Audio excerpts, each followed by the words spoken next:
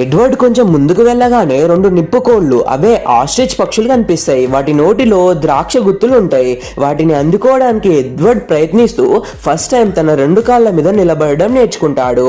అప్పుడే అడవి తోడేళ్లు గుంపు వారి మీదకు వస్తుంది. ఎడ్వర్డ్ తన లైఫ్ లో మొదటిసారి భయంతో పరుగు తీస్తాడు.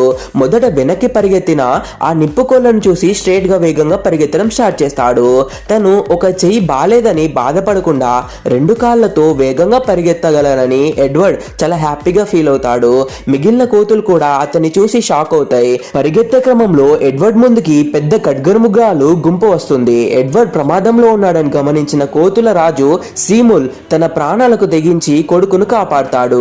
గాయపడిన రాజు సీముల్ చనిపోయే ముందు ఎడ్వర్డ్ తో నేనే నీ తండ్రిని అని చెప్పి నిజం వెల్లడిస్తాడు. నీ లోపాలను చూసి ఏడవద్దు, వాటిని నీ బలంగా మార్చుకో. అలాగే నీ ఎదుగుదల వెనుక నీ పేరెంట్స్ చేసే త్యాగాలను ఎప్పుడు మర్చిపోవద్దు.